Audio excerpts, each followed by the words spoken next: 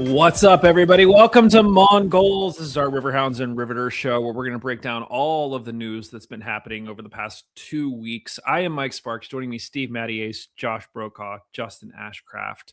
Guys, I know that we've kind of had this string of like back-to-back interviews. Last week was fantastic with Rob Vincent. If you guys did not catch that, make sure that you go check out the video on YouTube or go check out the audio wherever it is that you get your podcasts. But because we want to spend so much time talking to Rob, we really just didn't talk about any of the other major news that's been happening. And so we figured we should take some time this week and really dig into some of those topics and just kind of share our thoughts. But first, Justin, how's life been, man? Life has been good. I am somewhat over this cold weather. It makes training for, the Pittsburgh half in a couple of months here very difficult. Did 8 miles on the treadmill yesterday, which is awful. But other than that, I'm doing great. It's been it's been a good year. I saw that the Pittsburgh Marathon apparently partnered with the Iceland Marathon, which I think is later in July or August. Are you going to go to Reykjavik and do that one? I don't think so. It'd be a good time. Josh, have you shoveled your car out of the snow yet? I have, and yeah, this snow is also making it very difficult for me to run. Not ever do that, but that's what I'm going to blame. No, yeah, I've dug out. I've actually driven the car, and that's left the parking spot. And then we went to a fun little, I don't know what it was, like a Lord of the Rings dinner thing where they had like all the different like seconds and second breakfast and 11Zs and all that stuff. Our local coffee shop / diner did it. So we went to that on Saturday, which was a lot of fun. What was like the most exotic thing there that like you wouldn't typically have at like a breakfast table or brunch or dinner? I mean, it was very like, it kind of just felt like English breakfasts type stuff and then English like lunch and dinner. So it was like bangers and mash and then like a cottage pie looking thing. And they have lambus bread, which was kind of just a sweeter bread with some jam on the sides that you could put in there. And there was so many courses, I can't remember all of them, but it was just fun. Everyone, like, there's a lot of people dressed up there. Someone dressed up as Gimli had a fake axe, but it actually was axe deodorant. So they just like put that onto a stick. So it was like my axe. And I was like, that's funny. So yeah, it was just a lot of goofy fun. The theory behind lambus bread has always intrigued me. Like, can you actually make something like that is, you take one little bite of it and it sustains you for a long time? When Tolkien wrote it, he was actually talking about like, oh, this is like hardtack. It's almost like, because it's like a military, like, no taste, just a piece of bread that it has a whole bunch of calories. Yeah. That's fun though. I always enjoy stuff like that. Steve, has Rory been braving the snow, or do you still have to push him outside? No, he got to play with his friend Millie the other day. He just gets so distracted by chewing on icicles that then he's like, no, stay away from my icicles. So so it's like I have to like chase him out into the yard to play with her. So yeah, no, it's I've been trying to get him out as much as I can, but it's just, yeah, the cold.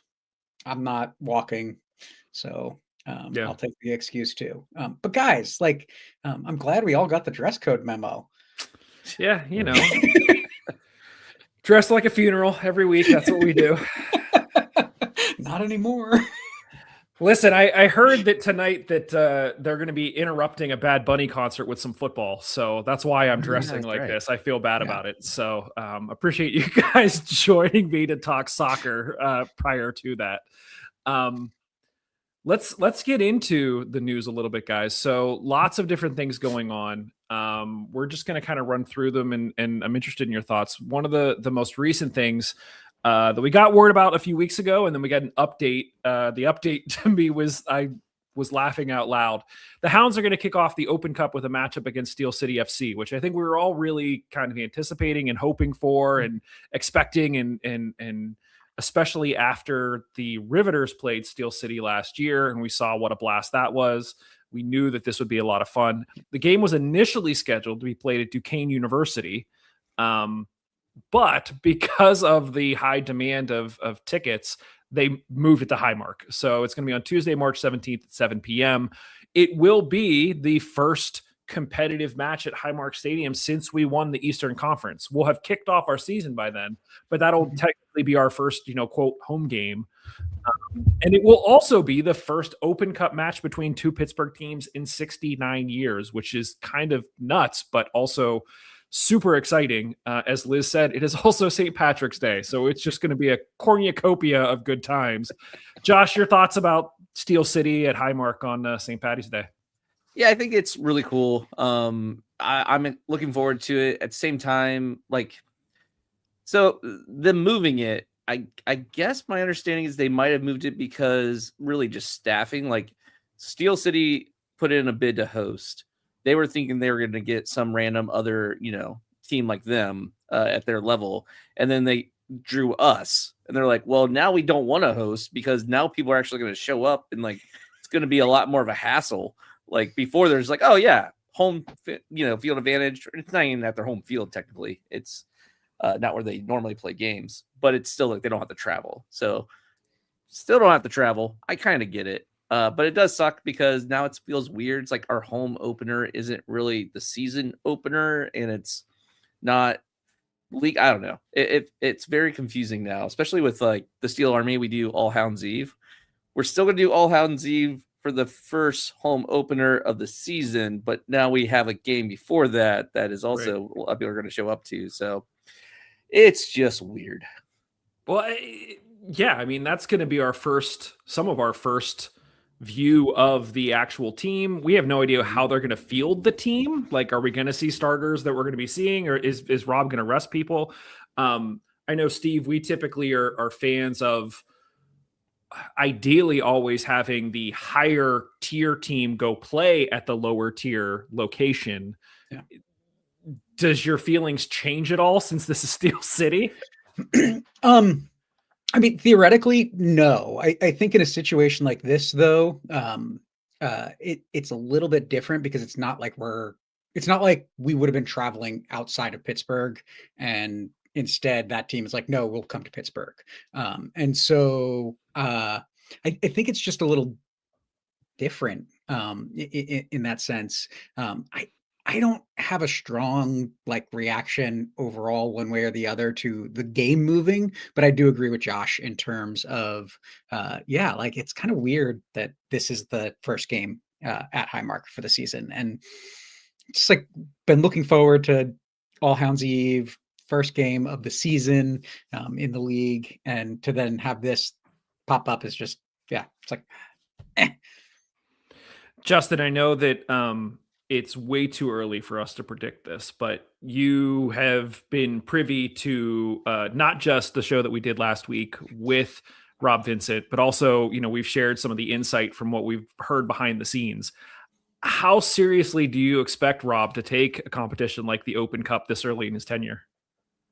Yeah, I mean, I think he'll take it serious. I think he'll take this game seriously. I think you don't want to, there's league games around this, but you don't want to get off on a bad foot, and especially against the lower tier team. You want to win the game, move on.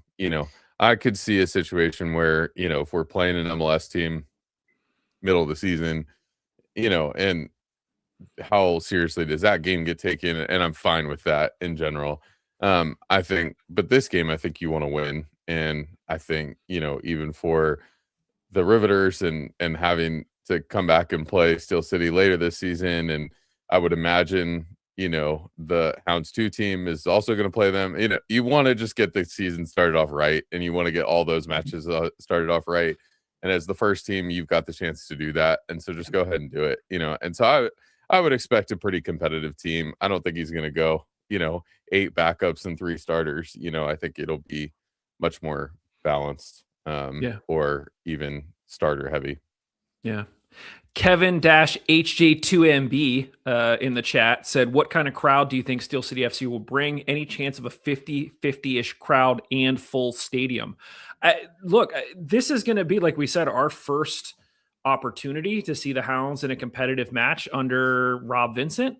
We're going to be seeing guys like Deepa coming back. I think that, the weather almost always plays a factor in this is going to be March 7th. So, But in the past, we've had sellout home openers regardless, and then it might kind of like taper off. So I could see a 90 to 95% full Highmark Stadium. Josh is shaking his head. You don't think so? I don't think so. I think this doesn't draw the casuals, even though it is a Pittsburgh versus Pittsburgh type situation. One, that's not a normal thing for pro sports in this area, so that's not really drawing people as much here. I think it's just a team that people haven't heard of, and if they do know anything about it, they know it's a team that's multiple leagues below us. So I see people not taking this game seriously. Also, the cold weather, and also I think where you're going to get the most attendance here is going to be like the sickos, the hardcore fans, but it's also going to be like basically academy. Like I could see Steel City's academy players showing up to this, and our academy kids, and I don't know what the ticket's going to be like. Like maybe they give out a whole bunch of free tickets to their academy families. So if it does get busy, I think it's going to be mostly that, but the weather and the fact that it is just a lower league team, I think it's only going to be like 1,000, 2,000. I don't think it's going to be that well attended, but I'm also like, I think out of everyone I've talked to, I'm the one that's like the least number there. I'm the lowest number about everyone I've talked to. Yeah. Does Steve, Justin, do you guys disagree with that? No.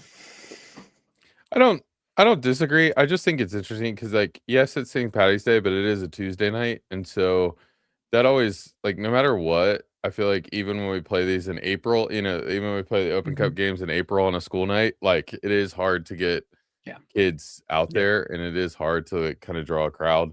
I would guess more than 2,000. I think it depends how the two teams market the game and how well they market the game and how well they talk about it. And then what the price point of tickets is, how the tickets are sold. Because thinking about, like, if this was a Hounds home game, obviously, like, the season ticket holders would keep their tickets and all that kind of stuff. But I would imagine, they could do something more creative with the ticket. It could be $10 GA, and, sit where you want, that sort of thing. And they could draw a crowd that way. And I think they would draw a bigger crowd if they just, $10 general admission, sit where you want. You could get a pretty big crowd there. And then if you're giving away academy tickets for both teams, you could pretty easily get a good crowd. Yeah. Yeah, no, it's a great question. We appreciate Kevin for asking that. We will mention we are live and there are a lot of people in the chat adding questions, so we appreciate it. Keep it going. Let us know what you think. How many people do you think are going to show up for this one? Because it will be interesting. There's a lot of factors at play, but I do think that regardless, based on what we saw with the Riveters last year and what we know of Steel City as an organization, they do have diehard supporters. They have diehard families. There's a lot of youth in their academy that swear by Steel City and love playing for Steel City. So I think that this is just a great opportunity to see both programs continue to grow. And we know that our USL2 team is going to be in a pool, I believe, with Steel City as well. So this is just going to continue through the years on both the women's and men's side, which I think is fantastic. So jumping from the Open Cup, guys, to what now is officially the USL Premier. We have been calling it the USL Premier for months now. I think this was probably the worst kept secret in soccer, that this is what it would be called. But the USL officially came out with their pyramid and some structure around how they plan on rolling this out. Essentially, the way that this is going to work, for those who don't know, the USL has announced that they are going to release a new division, a Division I league that they're calling USL Premier, that will basically be at the same level as the MLS. It will be the top tier in U.S. soccer. The USL Championship, which the Hounds are currently in, will still remain. That will be a Division II league, and then you will also have USL League One as Division III, as well as League Two, which will primarily be a developmental league. But the general idea is that by having Divisions 1, 2, and 3, they will implement some form of promotion and relegation, just like in Europe. So if you are some of the bottom teams in any of the divisions, you would move down a division. Whereas if you're the top teams in any of the divisions, you would move up a division.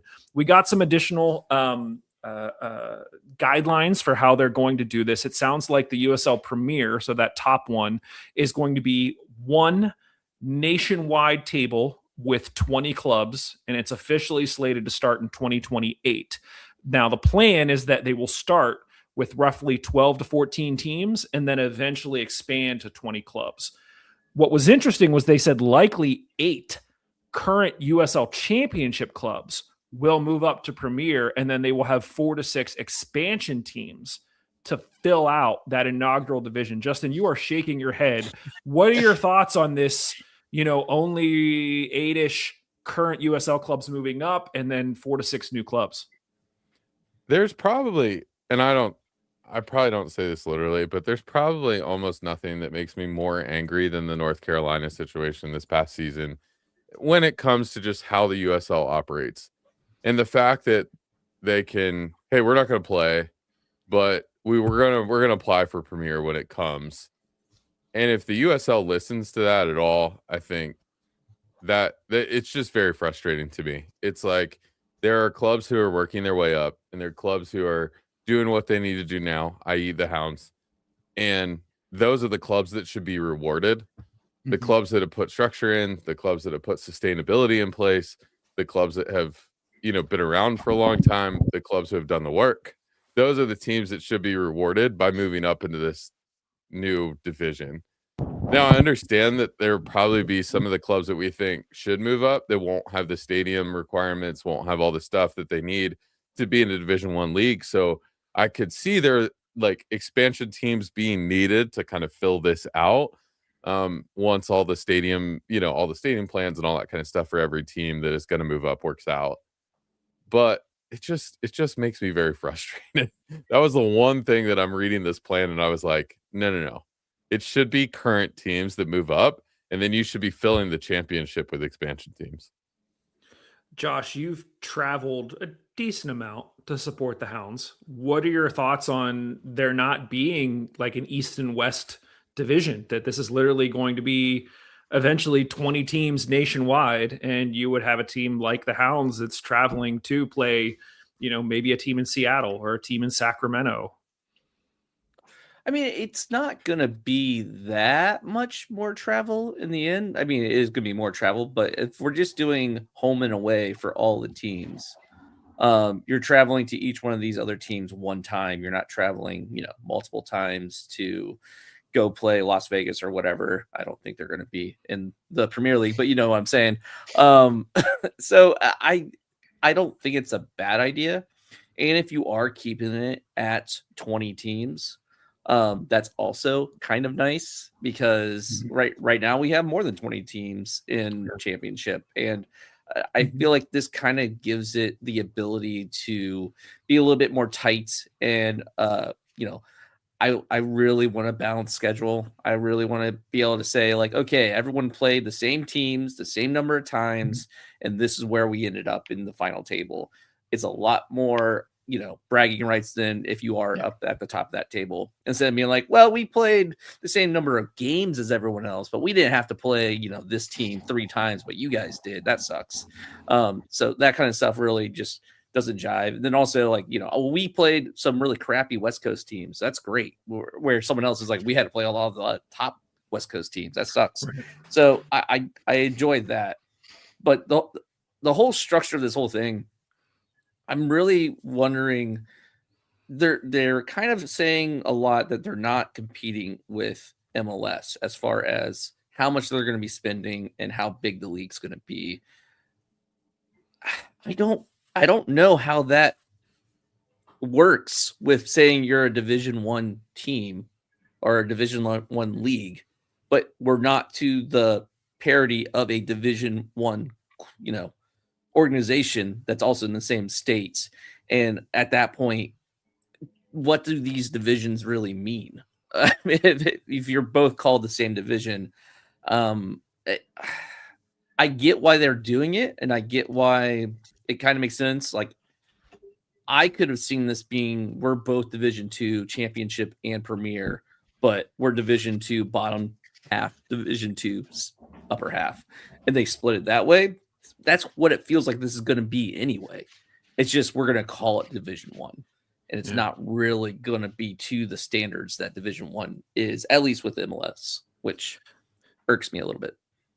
Steve, I was having this conversation with one of my kids, and they were saying, well, because this is now Premier, we're going to be at the same level of MLS. We can go sign Messi now, right? Like, that's how this is going to work. And I said, no, but there's a number of factors that play into that, one of which obviously is broadcast rights, where right now Apple TV has MLS. It's kind of stuck behind a paywall.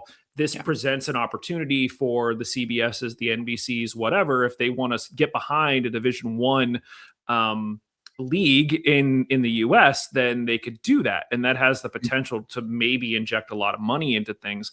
This is getting away from the conversation about the structure a little bit, but that I want to circle back to. But just your thoughts in general on this idea of how we're kind of wading into this Division One setup in sense of just having, 6-ish current teams, introduce a few more, and then who knows over time get to 20. Yeah. So I think, the broadcast rights are the thing that we know nothing about moving forward, right? But I think that that's the big pull for the league to be able to say, hey, we're doing a Division One league, and so we want you spending even more money than you're spending to join our league than what you would have a few years ago. So there's got to be a big carrot with that, and that's got to be broadcast rights for me, right? Like, and it's got to get into the league finally being willing to make some changes to their revenue sharing model, that it's not just sponsorships, that they move towards some of those expansion fees as well, and actually bring money to the table for the teams. And so I have big questions about where this is going to be available. And is this going to be broadcast TV? Is this going to be streaming? Is this going to be right? Like, we don't know. And so there's a lot of those questions. And I think a lot of that hints at what Josh was talking about, that, there's a big gap in terms of where this will start and where MLS is. But I also want to recognize that MLS started at the bottom with very little money going to players. And it's taken 30 years to get to the place that they are now, where they're getting that big money to be able to play, to sign players like Messi and pick your European import, right? Yeah. And so do I think the USL will be there in 30 years? Maybe. I don't know, right? Like, that's not the point, but it's just that, like, you've got to start somewhere. And I think, it will be below MLS in terms of level of quality, but I'm not convinced that means we're somewhere not quite Division One, because it's a different league, it's a different structure, it's different amounts of money, but it's starting somewhere, and that can grow. Yeah. Let's do this real quick, and then we'll get into the other parts of the announcement.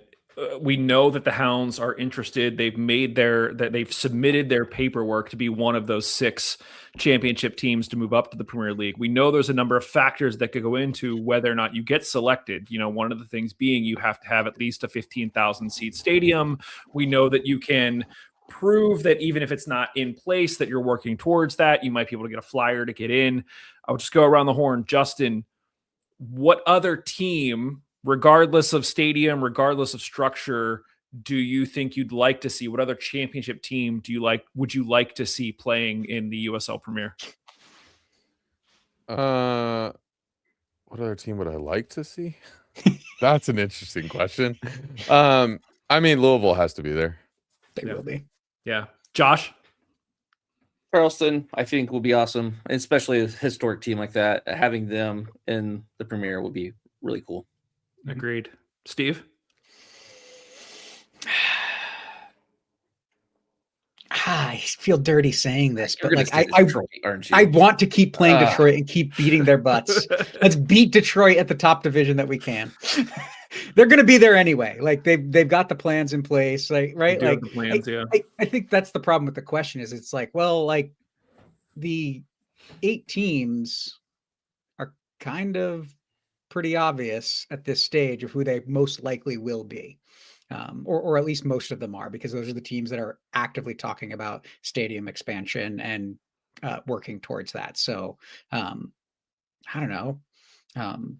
If it's not one of those teams, then yeah, like give me, I don't know, give me a team in the middle of the country that doesn't exist yet, that has a metro area that is big enough, but like is a new team, and that gets some excitement for the league. That it's like, yeah, the USL is here in this place, right? Like, I don't think it's big enough, but like I know that like Little Rock, Arkansas is in the process of a League One team, right? That's going to be awesome for a region like that. Yeah. So I want to see those types of things either at the Premier or throughout the pyramid. And I think it just opens those doors more. So that's what excites me the most. Yeah, I think that'll be the other thing that's going to be really interesting is where are these expansion teams going to come from? Are they going to be in locations that currently don't have anything? No League One, no championship team? Are they going to be situations like there were rumblings about a USL team in Chicago to compete with Chicago Fire at the MLS level? Are you going to see some of these cities with multiple clubs, one in USL, one in MLS? So it will be interesting over the next few years to see how this all shakes out. I'm assuming that if there are going to be these expansion clubs, we're going to start hearing about them soon because they're going to have to start to put systems in place to support a club by 2028, which is not that far away. So a lot to still come from that. To that point, Mike, go ahead. Like we've already got now a USL team in Brooklyn, which has two MLS teams, right? Like that's exciting. Yeah. Justin. I was going to make that point too. Similarly thinking like, if you're the USL and you're truly wanting to compete against MLS, I think you've got to have Brooklyn in the top. Like Brooklyn's got to be a team that's up there in the top division. The other thing I was thinking about was like, it's pretty easy for us on this podcast to show our East Coast bias. Yeah. And I think I could probably pretty quickly pull 8 teams from the East that I would think, oh yeah, they're definitely in. But then you're excluding Phoenix, Sacramento, New Mexico. Yeah. Like, and it's like really easy to think through those teams too, that you're like, oh, those are 3 that you would almost definitely want in this top division as well. And so then who do you start taking out? And that's where you're starting to make tough decisions about, is Charleston actually in there? Is Tampa actually in there? Is, you know, these teams that you think from the East, you're like, oh yeah, they definitely should be in. But I don't know that, like, if I'm the USL HQ, do I want Detroit in there? If I've got the choice to have Sacramento, like if I'm choosing between Sacramento and Detroit, I'm probably taking Sacramento. So I don't know. It's an interesting It's also going to be weird though, because like the championship's not going away. So like, what do you leave in the championship to be an attractive product still? And this is also pro rel. So like, even if you do leave some of these bigger teams in the championship, ideally they're coming back up, and then the team that you just put up there is going to come down into the championship. So it's like it's a weird situation, because I do think it's the nature of the beast that all these are going to be business decisions, not act like how good they are as a team. And that's also kind of weird, because if you have pro rel, that's going to shake out eventually. So like you can set some, you know, how you want the league to look, but then reality is in a couple years, it's going to look a lot different, just in the nature of the system. I mean, to Steve's point, I think some of this is going to be TV markets, right? They're going to look at which TV markets are going to be big enough that you can go out and get a deal done that's going to bring you the most money. And who knows where that's going to leave you a year later if some of those bigger markets fall down to the championship and you are replaced with a smaller market team that doesn't, you know, have as many viewers. So it is going to be interesting. I think the thing that I'm most excited about, though, I was a little bit worried when they mentioned that they're going to have expansion teams in the championship. It totally makes sense for all the reasons that we discussed. But Steve, you mentioned, you know, a team in like Little Rock, Arkansas, or whatever it may be. This now makes soccer accessible to so many other cities and states that currently don't have anything, because you could start in League One. Like, what's the risk of starting in League One? And then if you're seeing that there is an interest, then you can get some additional investment, and there's an opportunity for you to rise through the ranks and eventually be a premier team. And so I think that's amazing. And I think we've said this on a previous show. I think that has a far larger impact on the overall growth of soccer in US than a kind of closed system the way the MLS currently works, because you have so many more teams within a network across the country that are accessible, that people can view and watch and be part of academies than we currently have, and that's a good thing. So the other thing that I wonder if USLHQ is thinking about too is one of the things you could throw out there to TV markets and all that kind of stuff is if you blow up the Jägermeister Cup to kind of the US Open Cup level, that it's like, okay, all of our teams, they're all in. And so we're all playing and we're all competing against each other rather than the current format of the Open Cup. Yeah. Oh man, there's so many things there, but I kind of wanted to turn the conversation towards another aspect of this and see what you guys feel, because I'm having kind of dread about this thought where either this goes really well, the markets, TV deals get made because it's compelling television to have this pro rel battles going on, more games that actually matter. And they start getting bigger deals for TV and that kind of stuff, and get a lot of traction. That almost scares me more, because then MLS has to respond. And if MLS is responding, what's stopping them just from coming in here and eating our lunch and just being like, hey, Louisville, we're going to let you into MLS at this price. It's going to be a really sweetheart deal. Hey, Tulsa, or any big teams, we're going to poach all these big teams like they've done to championship already with like Orlando and all those guys, Miami. So like they can poach these teams at any time. And if they poach them, like I'm hoping either there's something in the contracts that USL is setting up with these teams that can happen, or we have a plan here, because it's either we succeed and we have MLS will try to screw us over, or it's kind of middling and MLS doesn't care because it's not hurting their bottom line. Either way, that's not the best situation, and I don't know how this turns out. Like looking 5 years down the line after we've had Premier League, like what's the response going to be? I guess I don't see success as something that MLS needs to be worried about. That it's offering different structures, different levels of investment.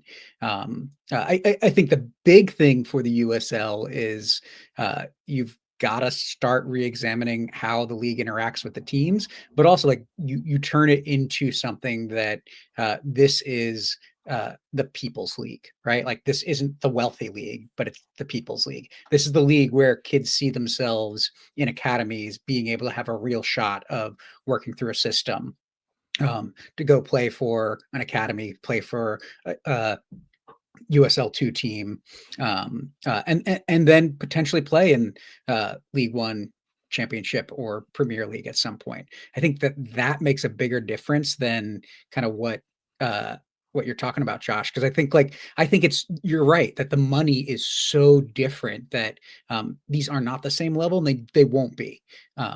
So don't go for that. If you're getting threatened by MLS, well, hey, that's kind of like you did something good, but I just don't see that happening, honestly, myself. We've had a similar conversation to this on a previous episode. I do think that MLS will respond in some form. At this point in time, their response seems to be they're going to switch to a fall to spring schedule to sort of match up with the European schedule that way, whereas the USL is more inclined, at least at this point, to focus more on the pro rel side of things rather than switch to that fall to spring schedule, which we've talked about. I'd prefer that we play over the summer as opposed to fall spring. But there's a very real chance that this becomes massive and MLS either tries to mimic it and build their own tree, or they try to buy USL and absorb it into their tree. And maybe USL Premier actually becomes Division 2 and Division 2 becomes Division 3 and they all feed into MLS. Who knows? There's a lot that can happen, Josh, to your point, 5 years down the road from now. But I think regardless, this is a good first step that I don't think I ever really thought we would get to. And so I'm kind of happy that we're here. Bill, we spent a lot of time here talking about kind of the premier level. The USL division, the USL championship will still remain as Division 2. But it's going to be 20 teams nationwide. So again, it's not going to be this East and West. It's going to be very similar to what the Premier will be. So it'll be different from what we have now. And then right beneath that, you'll have USL League One, which will be Division 3. And that is just going to, it seems like there may be, I don't know what the limit will be. They haven't put a limit on teams, but they have said that it will be focused more regionally to allow clubs to compete closer to home, which totally makes sense. One of the biggest expenses that these teams face is travel and the logistics of housing players away from home. And so if you're starting in League One and you don't have as much money, then it makes sense to try to localize the competition so that clubs can spend more money on things like players or infrastructure to try to grow the club itself and hopefully make it up to something like a championship where maybe you have more money and it makes more sense to invest in that travel. So the one big thing as it relates to ProRel, they did address it in the article that came out in the New York Times, is that it at least at the start, they are going to have 2 teams that are promoted and relegated at launch. And eventually they will increase it to 3 up and 3 down once the Premier gets to 20 teams. I'm cool with that. I think starting with 2 makes sense. I think that it's going to be very interesting to see how, the clubs that move up from the championship, how they kind of manage the additional expectations that are going to come from a USL Premier. How seriously are these expansion clubs going to invest, and how well are they going to be able to manage as a club? Are they going to be up or down? Where is that going to fall? So I think there's going to be a whole lot of learning that we're going to see, at least for the first few years, of kind of feeling out, what does this look like? How does this work? How much sticker shock is going to happen for the first few teams that go down? What's going to happen if you have a club that has a, 5,000 seat stadium in the championship? Now all of a sudden they're getting promoted up and they have to swallow, how do we, take on a 15,000 seat stadium? So lots of things to still kind of work out, but exciting nonetheless. And I'm glad that we have a little bit more clarity into it. Guys, any additional thoughts on this whole pro-rel pyramid discussion before we move on to other stuff? The one thing that's interesting that you said there, Mike, is like what happens to the playoffs? Yeah. Are there playoffs? I bet you there's still playoffs. They haven't really said exactly how the pro-rel works, right? Like they say, like it's going to be the number of teams, but I imagine you still do the playoff thing where it's like, hey, these 6 teams at the top of the league play a playoff, and then the winner of that one also gets promoted. So that's your 3rd team that gets promoted. I think that would be the smartest way of doing it. And then the top 2 teams just go up. But then again, if the top 2 teams don't get to play in the playoffs, like, is that going to be weird to Americans being like, wait, we're the best team in the league, why don't we also get to compete for the playoffs? And it's like, well, that's bad. You don't want to be in the playoffs. You do it like Open Cup prize money. Playoffs. Yeah, I mean, it could be cool to put a little bit more weight on something like the Player Shield in each league. So if you win the Player Shield, you get promotion, and then there's still a playoffs, and then the top 2 teams from the playoffs. So it could be the Player Shield winning team that wins like the championship, but then the second play, whoever played in the final with them also goes up, or something like that. But then that brings up the question of how important is the playoffs at the Premier level? Like it probably has the same importance as it does at the championship level now. Yeah. So that might be something else that we see that adjusts once it comes into play. I mean, what's special about the playoffs is that it's seeded based on season performance. Maybe special is not the right word, but that's what it makes it unique. I think though that like there should be no playoffs, but put everybody in a qualified League Cup from the season before standing, like they do in the Premier League.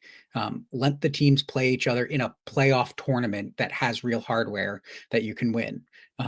It doesn't have to be at the end of the season. It can be the following season. I think that's kind of fun. And I think Josh is right. I think there's going to be a USL Cup that is an Division 1 through Division 3, and all of those teams are able to play in it. And that to me, that sounds really fun. Yeah. You mean like Jägermeister Cup? Like, but bigger with everybody. That, but not that. That, but not that. Isn't it no longer the Jägermeister Cup anyway? No, it was like It's not. Brinks or something like Brinks- that. Brinks Yeah. Yeah. Well, I'm sure that there will be a lot more to come on this topic. As we mentioned, USL HQ just kind of released this within the past 2 weeks, and so there's still a lot of stuff to figure out. Like I said, we know that the Hounds applied. Whether or not they get in, we'll wait and see. We're going to have a number of conversations with the team as we have thus far to try to get a sense of how we feel about it, and then we'll go from there. So much more to come on this. Guys, a couple of other last thing on that. Mhm. I just feel like the timing is so fast that doing this over the course of 2 seasons is insane. So I hope it's ready, but that's where my biggest doubt is. Yeah. There's going to be additional challenges that I'm sure that they aren't going to experience until they're actually in it. I know that they did hire the guy's name now escapes me, but he basically helped facilitate some of the pro rel over in England, and so he understands that process and may be able to bring some of those challenges with him so that we are prepared. But I could see it, at least in their mind, being like, well, Premier is just like the championship. It's just there's a few additional rules and that's it. And that might be the case, but it also might not be the case. There's going to be things that they haven't considered. So much more to come on all of that. Guys, the Hounds announced that Warren Agostini, who is a 16-year-old from Latrobe, PA, signed an academy deal with the first team. Last year, he played with Austin FC's U18 team. He's been part of the Hounds system for years. Josh, I know that we always talk about these young players coming in. Sometimes it feels like it's more of a marketing thing. Warren did get a shout out from, I think it was our first preseason game, for getting a shot on net along with Danny Griffin. How realistic do you think it is that we're actually going to see him in a game this year? That first Open Cup game against Steel City FC? I think that's where we're going to see him. And that might be the only time we see him. I don't know for sure. But my understanding is this academy player, like the spot, I mean, the big get for this player is the opportunity to practice with the first team consistently and be a part of that squad and like be a part of that pro atmosphere and get those reps in and that just knowledge in. So even if this kid doesn't really play that much, I feel like this is a huge get for them. And I do like that the league is still doing this. I was a little bit worried about where this whole academy signing would go once we had a 2-team. And like if that was like relegated to that from now on. But the fact that we still have academy spots and signing those players means something, and the league is still looking at that as important. I like a lot.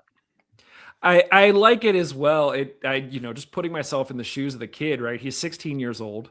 My guess is that he's going to spend a decent amount of time with the USL2 team, and that's going to have a number of college players on it. So it's a great experience for him, but how much crap is he going to catch from these other players who aren't getting deals, professional deals signed with the Hounds, when really he's probably playing just as many minutes as they are. So I don't know. Justin, your thoughts on this? Yeah, I give a little bit of a counterpoint actually, knowing kind of this player's history a little bit, and so I don't know the player at all, so I'm not basing anything on the way he plays on the field, but just seeing some of the things behind this. This feels different than like some of the academy signings we've made before.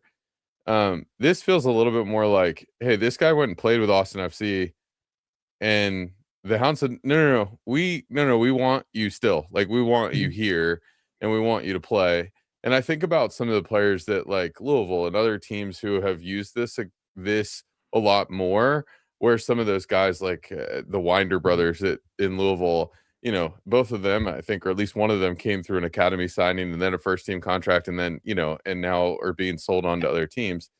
And so I just wonder if that's not what the Hounds are doing here. And so it goes along to me with the offseason of pleasant surprises that we've had so far this offseason. This feels like another one.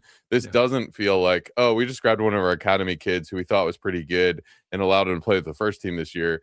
This feels a little bit more like, no, he went and tested the waters a little bit. We said, no, we want you back. And so we're going to sign you to a first team contract on the academy level to hopefully have you around for a couple years. And so I think this is actually a bigger piece of news than maybe is let on a little bit. Yeah. I can tell you, I personally got pretty excited about it because I was like, Latrobe, like there's a local group here that my kids went through the system. I coached at for years. It's called Loyal Hannah United, and it basically was a program for kids from Ligonier, Latrobe, and Derry. And so immediately I was like, did I coach this kid? Because he's like the same age as someone. I did not. I don't remember the name at all or anything like that. But part of me was like, hey, did I contribute to this kid's success? No, I did not. But there was a glimmer. So, Steve, I think Justin's got it spot on, and I'm going to kind of like weave this into the next topic. That he looks competent with the professional guys on the training field and in the preseason game. He was not out of place playing against Richmond. He was taking guys on. He was good with the ball at his feet. And so I think this is a guy that, like, will we see him a ton? I don't know, but I don't think he's there just to give him the training. I think they do see him as having the talent, and given the chances, they're going to give him some chances.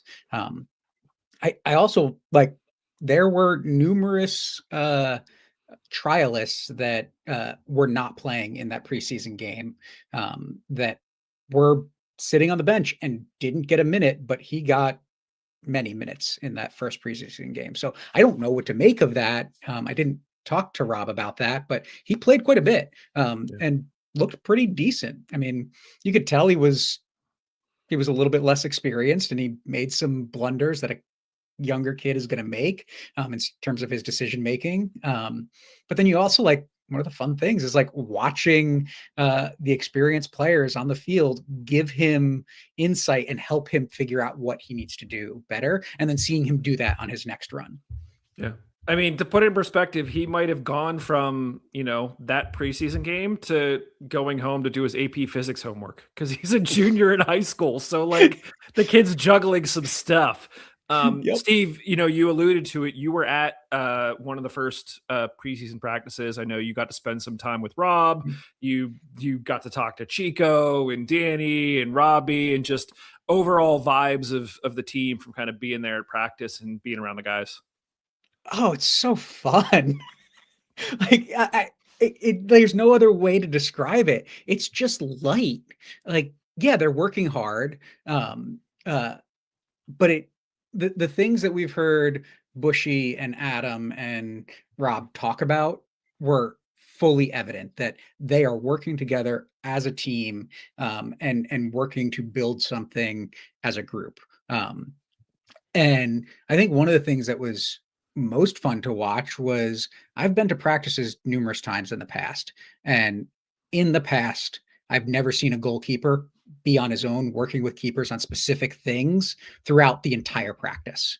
I've seen it at times, but I mean, Bushy was there with the keepers and working on distribution and working on being able to think about how to identify which way the ball was going to go before it even came into you, right? Like some things that I think Bob would have wanted to be overseeing as well. And so two things with that, right? Like, just like a difference in that, but also, like, it means that there's attention that the keepers are getting that they've never had before, that they're getting a full training as keepers, not as a part of the field players. And so I really like that. Watching the coaches work with the players, joke around with them, and whatnot, and watching the players joke around with each other is not something I've ever seen before. So a lot of quality in the players that we've signed, and some of the trialists look like they've got a good shot. My personal take is it's anybody's roster spot to take in what's remaining. I don't think there's many players that are just there to fill out the numbers for right now. I think they are all being seriously considered, and they've got to win the spot because nobody else is going to lose the spot. Yeah. There's every off season, we always talk about the players that have signed. We always try to theorize it. And I think over the past, good Lord, this is our 11th season doing this. We always, there always is an obsession with looking at specific players and trying to guess how much of an impact they're going to make. And it always seems to be a fool's errand, right? We always look at one player thinking they're going to be a big contribution, and then you don't hear about them after week 2 or 3. But there always seems to be one or two little trends that if you really pay attention to what the coaches are saying, you can kind of pick up on. And I think I told you guys, Bushy DM'd us a video of the keepers working on distribution, like fast distribution. So I'm really interested to see. He alluded to the fact that maybe playing out the back a little bit. Rob mentioned it a little bit. Rob was more focused on like the offensive side of things, like saying we're going to be defensively sound, but focusing on the offense. The keepers playing out the back is going to be something maybe to keep an eye on. And there's one other trend that I'll talk about here in a few minutes that I'm also keeping my eye on. But so far so good. It's preseason. Like there's only so much we can glean from it, which kind of segues into, guys, we've had 2 preseason games so far. Both of those are wins. Again, we've been around the block enough to know that like this doesn't mean anything. Like it's great. We got wins. We beat the Richmond Kickers 2-0 at Montour. Brigham Larson and a trialist got the goals. 22 players in total saw game time, so lots of minutes like Steve said. We then went to Indy. We beat them 3-0 on the road. Chico, Elliot Goldthorpe, and a trialist got the goals. What was interesting was the press release said that only 3 players played more than 45 minutes. Can you guys guess? They didn't say who. But any guess as to who those 3 players were that played more than 45 minutes? Josh, pick a player. I'm guessing. I want to say Mertz, but I think Mertz didn't play at all, didn't he? Didn't he? Okay, so he didn't play at all. So I guess maybe Walty. Okay. Do you have inside info, Mike, or no? No, I don't know. Oh, I'm just okay. saying, if you had to guess, what 3 players played more than 45 minutes? Josh guessed Walty. Steve? Left back trialist did. Come on. No, I'm serious. I know you were there. This doesn't count. No, I wasn't at this. I wasn't at the Indy game. Oh, okay. Yeah. But Junior just got back and is not fully fit, like not fully in play more than 45-minute shape right away, right? Like it was the trialist that was playing there for the spot to be his backup. This feels unfair. I don't like this. Justin, if you had to guess who played more than 45. Right now, if I had to guess, I could see Chico just being like, I'm playing today. Like, Rob, leave me alone. I just want to play. I'm having fun. Let me go do some stuff today. Yeah, I could see him convincing the coaching staff that he needed a good 47 minutes. 48 minutes. A solid 47 minutes. And the beautiful thing about it, doing the like sub off signal, like I'm good. All right. the beautiful thing about it though is at least in the first game, the other forwards all got significant time and like were put in positions where it's like, no, you have to be the guy. You've got to be the guy attacking the ball, driving at the defenders, getting yourself into the box. You're not like it was much more direct than I think we've ever seen. And that expectation was for everybody, not throw in a different player and have them do what you think you might have them do mid-season while your starting forward is on the field with them as well. So look, Larson got a goal and I think he got the assist in that first game. So, good to see. Steve, quick question, because you were there for the game. Were we playing 2 up front? At times, yeah. Okay.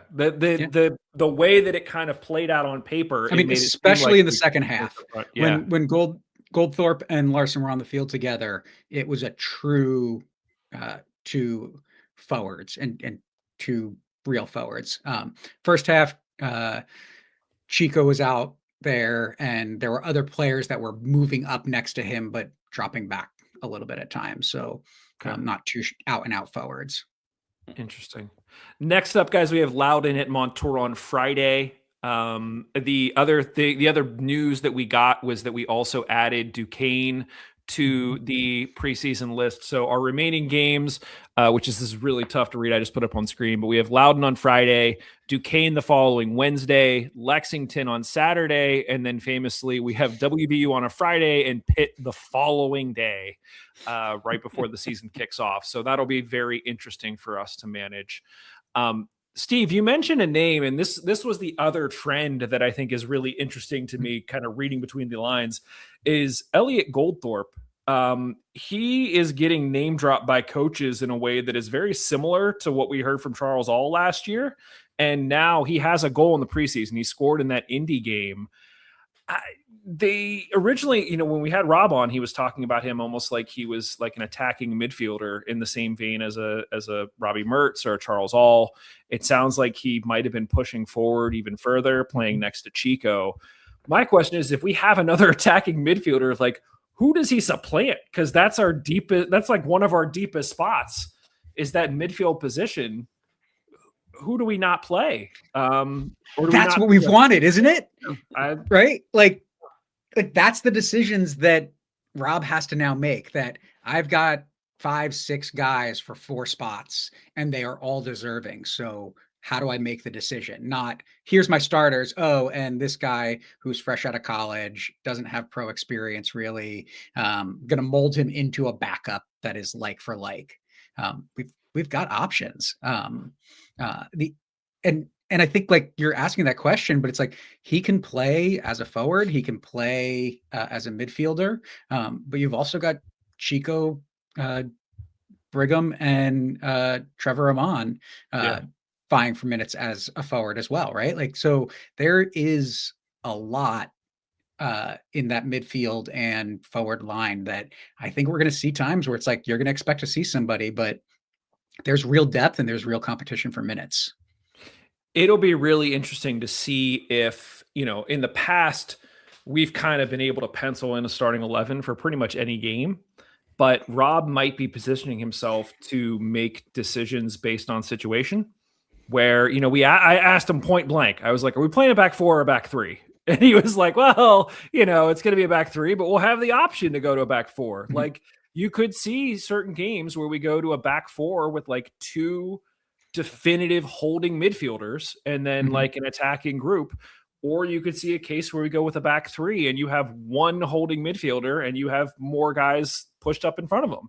So and to be like really direct about that aspect of it, that it was a true back 3 in the Richmond game, not a Bob Lilly flexible back 5 where there's always a wing back that's responsible for being back while the other one goes forward. It was 3 at the back with both wing backs pushed further forward.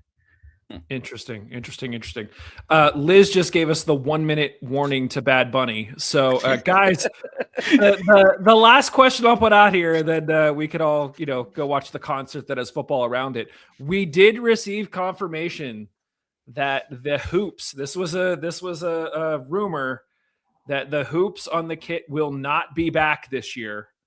We have been told that we will still really like both the home and away. And the rumor is that the third kit is wild and potentially will maybe worn once.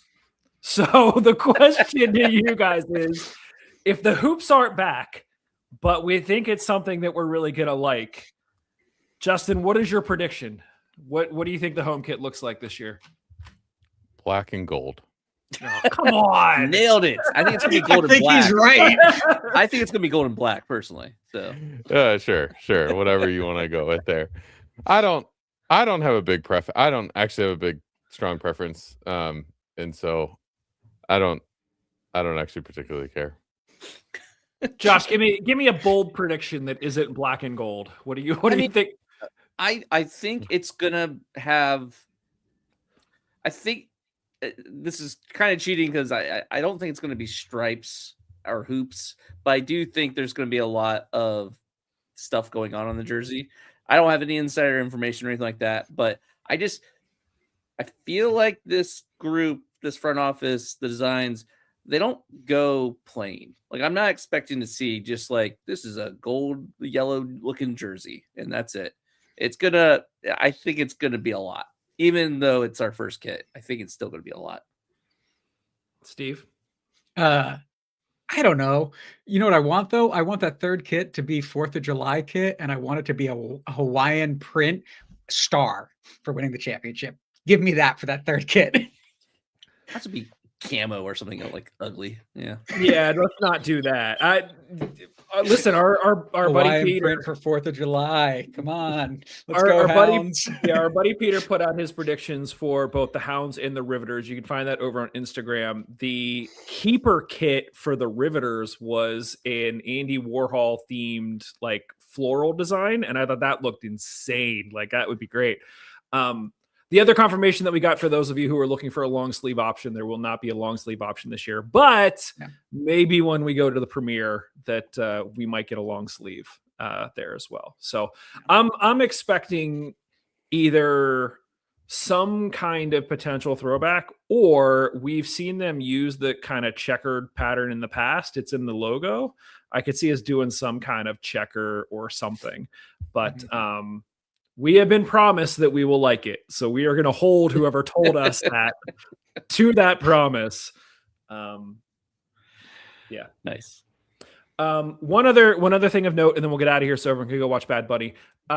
We did have conversations about having potentially more regular conversations with Rob Vincent, where we kind of touch base once a month or once every 2 months and just kind of talk about how things are going. So if you do have questions for Rob, if you're curious about how things are going in the background, clearly, if you go listen to the last episode, he is very candid about everything that happens. So any questions that you have, any comments that you have for Rob, send them over to us, mongols3@gmail.com. You can also leave a comment on any one of these videos. We will collect them and we will save them for those conversations with him. I know he loves getting stuff like that. So do send them over. And, we can even do fun stuff too. If you want to do like a voice note or you want to like do a recording on your phone and email that to us, we can even play it for him live. So it's like you're asking him the question and we can have some fun with it. So we will let you know in advance of when those discussions are happening so that you can join live in the comments and add questions there as well. But if you do send them to us, we'll just hold on to them and we'll bring them up with him then too. So, I think next week we're looking to have somebody else from the front office back with us. So if you do have any questions for the rest of the front office, you could probably guess who based on everyone else that we've already talked to. The list is getting smaller by the week, but we're also getting much closer to the beginning of the season by the week. So lots more to come. Guys, any kind of final thoughts before we get out of here? Those preseason games at Highmark are going to be brutal. If the weather doesn't really get warm. Be cold. Tuesday we have a heat wave. It's going to be in the 40s. So like, get your sunscreen and your beach towels. Not joking though. I'm looking forward to 40. Yeah, seriously. So.